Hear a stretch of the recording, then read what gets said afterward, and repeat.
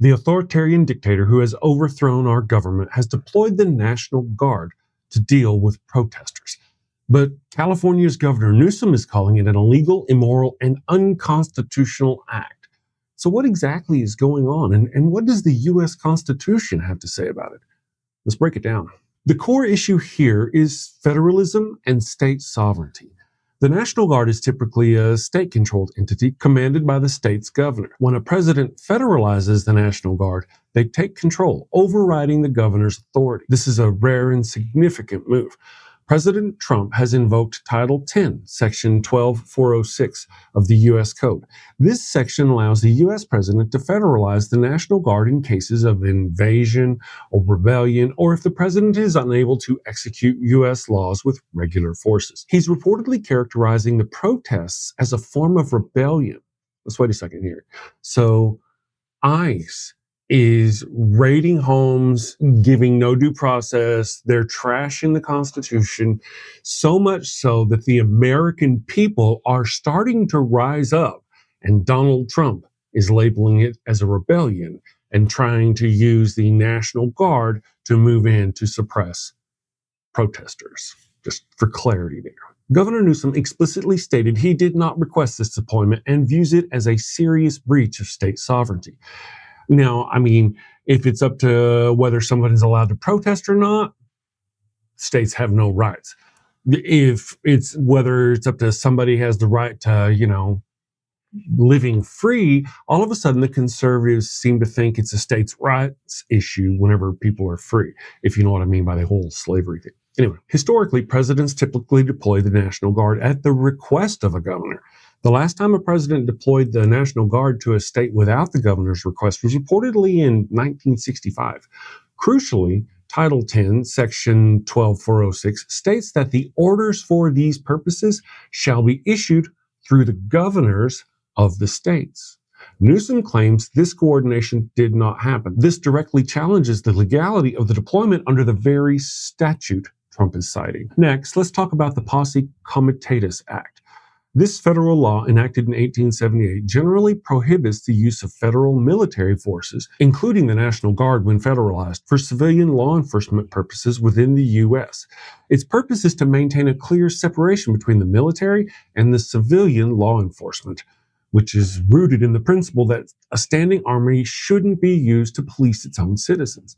The primary exception is the Insurrection Act, which allows the president to deploy troops for law enforcement in specific circumstances, like suppressing rebellion or enforcing federal laws when states' authorities fail. However, President Trump has not invoked the Insurrection Act for this particular deployment. Because the Insurrection Act hasn't been invoked, the federal National Guard troops in LA are supposedly limited to a supporting role, primarily protecting federal agents like ICE officials and federal property, rather than directly engaging in civilian law enforcement activities like arrests, searches, or seizures. Can you see how that would escalate, though? Having ICE at protests and protesters, and then charging the U.S. National Guard with protecting the ICE officers from protesters that the ICE officers are actually instigating? This is going to get ugly. This is a crucial distinction, but it raises questions about the practical application and the potential for mission creep.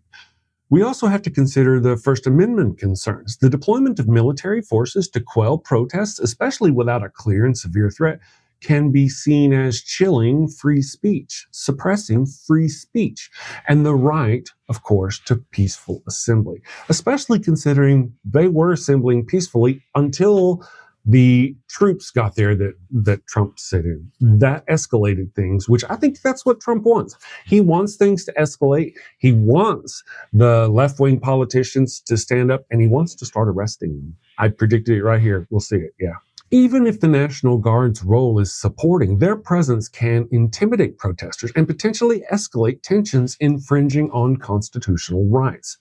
Civil liberties organizations like the ACLU are already raising concerns and planning legal challenges. Furthermore, there are due process and equal protection concerns. While not as directly implicated as federalism or Posse Comitatus, the deployment of federalized military forces could raise due process under the Fifth Amendment and equal protection under the 14th Amendment concerns if their actions are disproportionate, target specific groups, or lead to unlawful detentions without proper legal procedures. And we already know how bad this can get. The due process, they already said to hell with due process. Wait till things escalate. Due process, I think, is going to be the least of their concerns and the least of our concerns. This is all relevant if their supporting role, though, blurs the lines into direct law enforcement. Again, how can it not whenever they're going to be forced to protect the people who are harming the country? The deployment is explicitly linked to immigration-related protests, which could lead to concerns about targeting specific populations or exercising authority in a manner that disproportionately impacts certain communities. Finally, let's touch on the legal and political ramifications. California Governor Newsom has announced plans to sue the Trump administration over this deployment, arguing its unconstitutionality. This will likely lead to a significant legal battle. But by the time that's all settled, all the damage will be done. By the time the legal stuff is all done, whatever Trump wants to do in LA will have been done and passed. Apologize and ask for forgiveness later.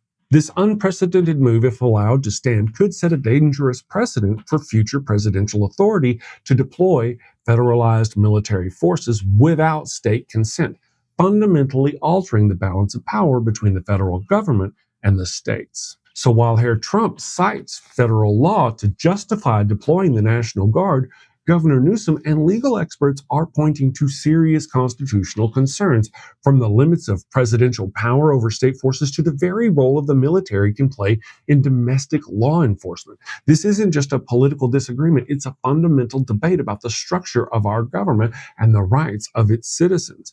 Notice how every time Trump is president, the citizens of the United States begin to riot. They begin to take to the streets because his policies are so right-wing and so horrific.